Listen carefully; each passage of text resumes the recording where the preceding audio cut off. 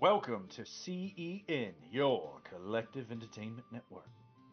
We are here again, welcome back, joined with a live field report with our wonderful field reporters, players, and actors, and producers, and artists, and even someone who's punched a dinosaur. Rose, Mason, Ray, and Nost. Unfortunately, this week Brian will not be joining us. I hope that you have safe travels, friend, and that you crush many skulls. As always, I am your DM, John, this week, and we are here every week at Friday night, 8 p.m. Eastern, 7 p.m. Central, 5 p.m. Pacific. The rest you can extrapolate. Same CEN place, same CEN time. If you like what you guys see tonight, give us a like, give us a subscribe, hit that notification bell, and help us in the ongoing boss battle against the ultimate of BBEGs, the YouTube algorithm.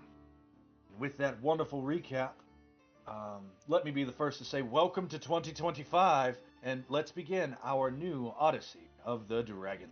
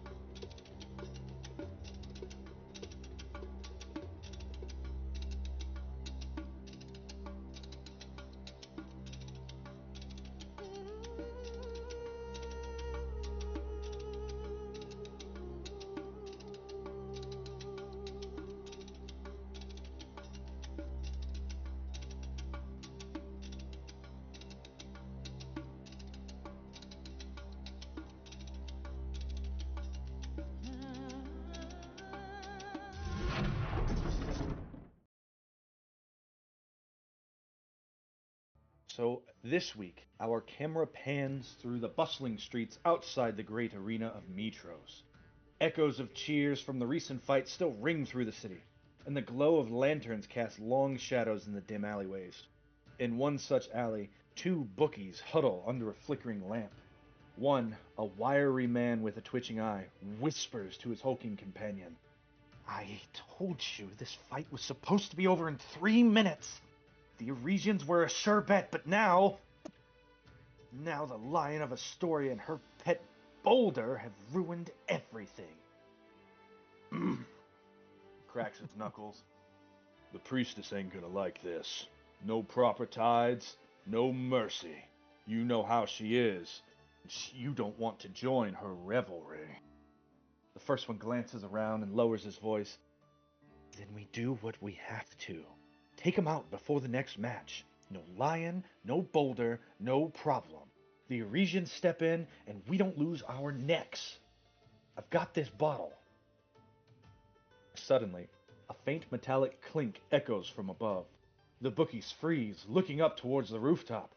There, silhouetted against the pale moonlight, stands a figure clad in gleaming bronze armor, his cape billowing in the night breeze. "You rigged a fight, betrayed the faith of Mitros, and now you plot murder? I've seen gutter rats with more honor."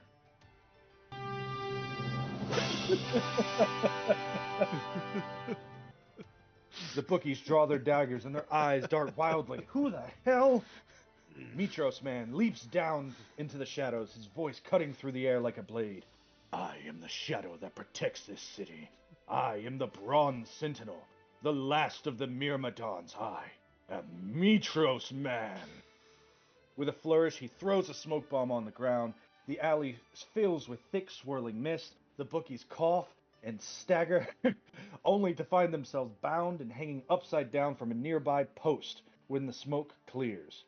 From the rooftop, Mitros man watches for a moment before disappearing into the night. The view shifts to Eritrea and Ozias walking out of the great arena, still basking in the afterglow of their victory. The streets are crowded with fans, merchants, and curious onlookers. Eritrea adjusts the straps of her armor while Ozias, still wearing the boulder mask, looks bemused.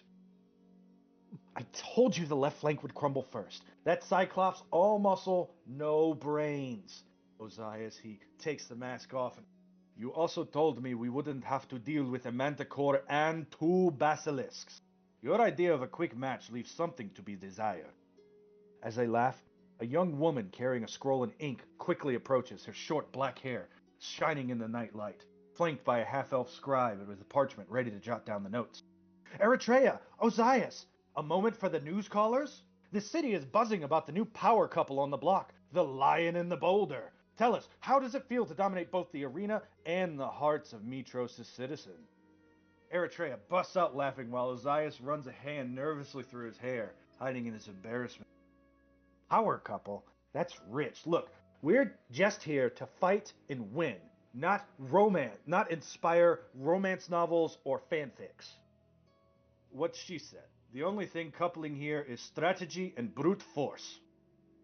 For Historia. The reporter jots down the responses, the quill scratching like raven's claws. The two heroes wave her off politely and they continue walking. They pass an alleyway where 3 men hang upside down, unconscious and bound tightly with a rope. Eritrea pauses, raising an eyebrow. And here I thought the Lutherians made this city weird during revelry. We should probably keep walking before we get blamed for that. They exchange a knowing look and moving on, blending back in with the crowd as the camera tilts upward to the same rooftop. Mitros man stands on the edge, cape trailing in the wind. He watches Eritrea and Ozias disappear through the throng of people below. He tilts his head and monologues. How many times will I have to save their lives before this is through? That Astorian power couple is trouble. I can feel it. And with that, he jumps and vanishes into the shadow, the faint glow of moonlight catching the edge of his bronze helmet as the screen fades to black. And you are once again brought before Kyra, who says, you know, I'm going to go through really quick and I'm going to tell everybody exactly what happened last week. I remember it like it was 7 days ago. Go.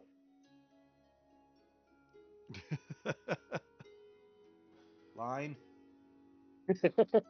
Oh, are we doing that thing again where we have to? Oh, we're Okay. doing this again. Oh, all right. Okay. Well, I was forced to talk with my sister. I didn't feel like that went so well. Apparently, the talk with Gaius went well, though. He did not need people- much That went, wooing. Yeah, went no. shockingly easy with Gaius. It's a little bit surprising that he agreed to our arrangement, but he has agreed to switch us for Nora on the Rock of Estor. And then there's Theos Dynamis. You know, I will give him credit for having a good heart that does not care to see someone suffer, but he took a cursed item. He took on a grave robber curse from someone, and Your heart could be in the right place. That doesn't make you any less of a giant Dumkov. What Guile said, I was gonna say, you know, he. Yeah, that's very well said, Guile. Yeah, he. Oh man, Brontes is gonna be mad. We should worry about that. You guys got forced into some kind of soup kitchen? Well, in order for me to talk to Honora, she's, you know, Ozias, so that, hey, I'll help out here. And then after I pissed her off, apparently, by, you know, like I tend to do with her, she didn't slap me this time, though, so that was nice. Ozias went to go talk to her, which means I was in charge. Which wasn't really in charge because Ozias left with the bag of money we were handing out. Tanias was doing the doctoring thing, and then the grave robber guy came back and tried to take more money. Luckily, Ozias had all the money, though. Wait, Klaus came back? Oh, right, yeah, like no, he 7 wanted more times. money. We went through the line once, and then he went through the line again, and then tried to go through the line again. I told him my friend that doesn't like you is going to be back. I would leave. Yeah. I think before we leave, I'll have to talk to him. I think that's a good plan. Kyle? And then Sanias, I also did some recon and talking to the priests, and found out that there's a smoke cloud when people are sacrificed, so there's some kavas. Oh, and I redecorated the palace, and no one appreciated it. Oh, there we go. There's one handout. Yep. Guile and Tanias surveyed the Rock of Estor. It's a big temple, giant rock Oh, in yes. the middle, smoke cloud, something died. And that's where we're going. Yes, Eritrea, you had an idea of what those things were. I haven't seen them myself. Oh yeah, they're really, basilisks. but, They're the basilisks. They're the giant puppies. Yeah. That's not important. But that's everything that happened last time on Odyssey of the new Dragonlords, Brontez. So tell me, what do you think about all that stuff? And the camera pans, and you see Brontez standing outside, jaw agape, just outside of the Dragon Shrine, listening to Kyra tell this story as the rest of you are gathered there. Take your collective inspiration. Brontez, upon hearing some of the details, is just, excuse me, he did what? He did what? Oh, Brontez didn't see you there. Ha, ha. I was at the Dragon Shrine. What? And all of his story did Dynamis do? There is no possible way he could have done this, right? Go ahead and move Right. the map to the Dragon Shrine then. Well, yeah, he did. You're right. He took on another person's grave robber curse, and it happened to be from the Dragonlords in Telemark. So we know someone who knows where Telemark is. And he did. And, you know, Brontez, he didn't do it maliciously. Well, maliciously. Those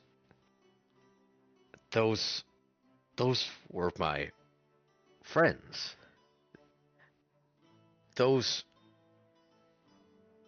shouldn't.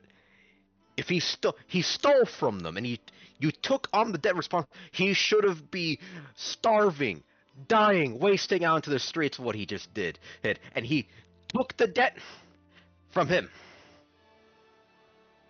What do you expect me to do? What do you expect me to do upon hearing this? Remember, you didn't remember your friends a few days ago? Yeah, it's like when memories are coming back to me, and that's still no excuse. I have a piece of my soul that aligns with them. So you want to get the piece back to him and save Diomedes from his dumb decision? Returning the item doesn't break the curse, though. Well, it could help. There's something that you could do to break this curse. There's something that I know of. He has effectively sealed his fate. Unless we make the person who he just gave the curse to enunciate himself and go through this judgment day that he was about to go through before Dynamis saves himself. That's the only way I can think of we could possibly save him. We To try and could get Klaus to make- take it back. I'll say we could make another guy take it back. Not a good guy. Guy that deserves it. Well, I mean, last week you guys were saying that he had super friends in the woods with onesies that could fix it all, right? So maybe that Druids might know a way. Hooray! Possible. We were contemplating, Brontez, of going to Telemach first because Ozias thinks that Damon might help. He just like places his left hand over his forehead and begins to like sort of stretch out his finger, his thumb, and his index finger. He's like, we have to go to Telemark. Or how long? He will die in This- 11 days, and in 11 days he will be dead. In 11 days he will not be able to fulfill the oath to Commander Gaius, which means we will be oath breakers because all 6 of us will not be on that rock. Lock up. Which we have to be on in 18 days, and also stop the Centaur army, fight the puppies, and keep them from eating us and or my sister, and probably do a thing or two in order to, gain some power. Why are you now that- calling the basilisks puppies? They're puppies. They like I- belly They're rubs. not. They like belly rubs. I'm sorry. From The the basilisk? inside. If you're a rock, No, you just gotta pet them from.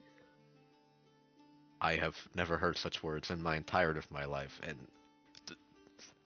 and he begins to laugh slowly underneath his breath. As eventually he just goes into a storm sternness. Oh, So and now, also they ran into a crazy old dwarf in town who thinks that he's the god of the forge. Haha. Yeah, we met my grandfather. He wants us to relock the forge. Told us a lot about that, and also there's some dwarfs that are planning to go into the mines. They go in the mines a lot.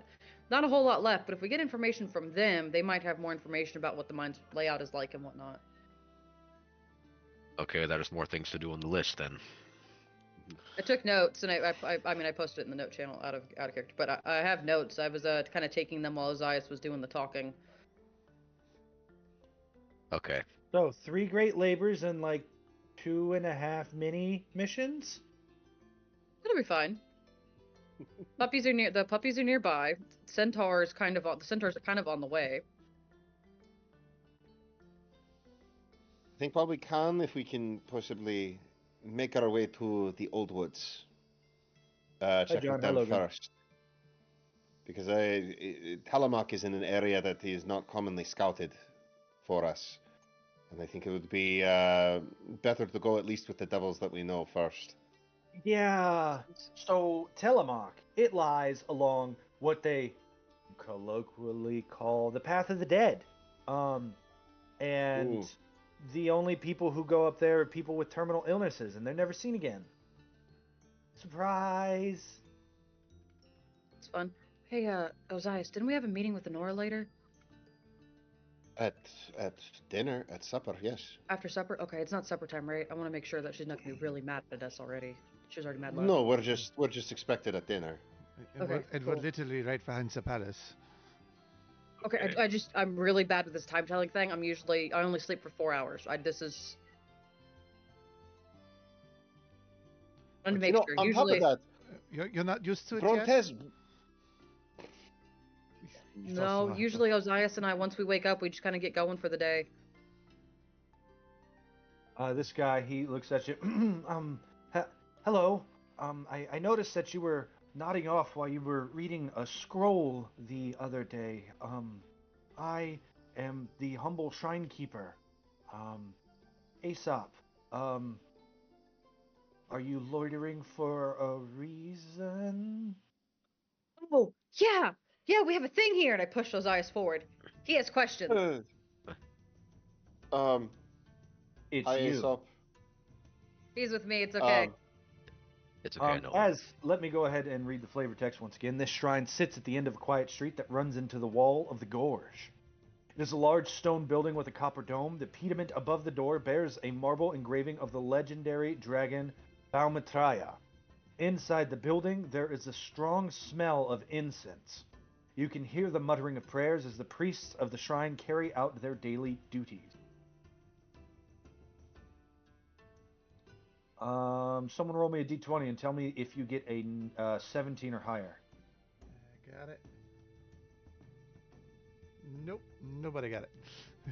Nope. He says, may I help you, strangers? Are you interested in learning about the Dragonlords? And why do you have Captain Mithro with you? Oh, you're gonna enjoy this a whole lot. Ozias, tell him why you're here. Tell him why you're here.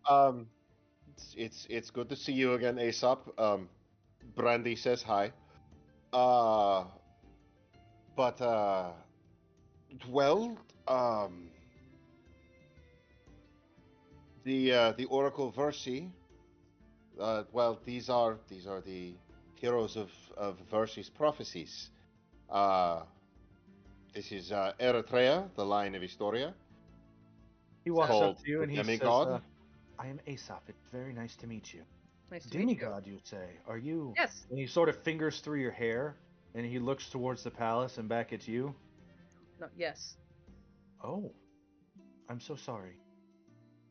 Eh. This is Guile, called the Curious One. Well, actually, I believe she said Curious Bastard. Oh, well, how rude. I certainly hope to avail you of some of that curiosity of yours. And he walks up and he gingerly shakes your hand. And he says, I am Aesop, keeper of the Dragon Shrine. Hello. The one over there who has passed out. What the heck?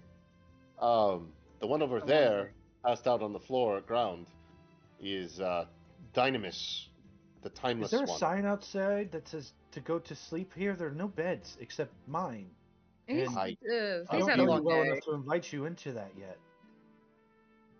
we'll get him out the way. And this, did you introduce yourself already, Brontes? He, it's no, I didn't. I just simply loitered around. I didn't want to surprise. My name is Brontes Astartes. Oh, you Uh, carry two names. How wonderful for you. And he walks up to you, shakes your hand, he says, well, it's not often that satyrs come to visit, especially in such dark times. I am Aesop, keeper of the Dragon Shrine. I hope you know that we do Ozias. not hold any of the old rivalries with your kind, and I am glad to see some of the native Fey folk interested in learning the history of the land from our perspective. Ozias ah, stomps on his foot. Living No, I'm waiting for a good moment. Aesop, this is Brontes Astartes, He takes a the big sip of the wine that he's the carrying. the missing Dragonlord, the vanished one. What? He chokes and Don't take another sip yet. Hold on, there's more. And I look at Ozias. he looks at you up and down and he says, "There are no Satyr Dragon guy What of the will name present Astartes? digitation fireworks behind Brontes. Lord." he just turns around. It's like, the, thank you. You have to learn to make an entrance to a Dragonlord now. I've always been one. Either way, uh, anyway, so I didn't disclose to you my identity because I just wanted to simply look and see and read for how long time has passed, see what others have done since the time of my passing. I I can assure you, you are no Dragon Lord, and whoever has informed you as such is mistaken. it was You can mercy. check my records and my journal, but you do a disservice to my family and the entirety of the Naradagan name whenever you claim such a thing. And he looked mad. I knew the Dragon Lords. And the old look pleased. Versi is the one who said that he is a Dragon Lord and confirmed it. I was the one when I received the prophecies. Yes. Hey, show him the coin. Show him the coin. Oh yes. I go ahead and I take my purse from the old coins. Mm. No, the Dragon coin Lord. Versi gave Yeah. for Damon. And I go ahead and I show him that one. Ah, this is a burnished coin of dragon. This came with us from the old land. And he bites it. Yes. This metal doesn't even exist in this. And this is a genuine article. If you were to present this to Damon, much like many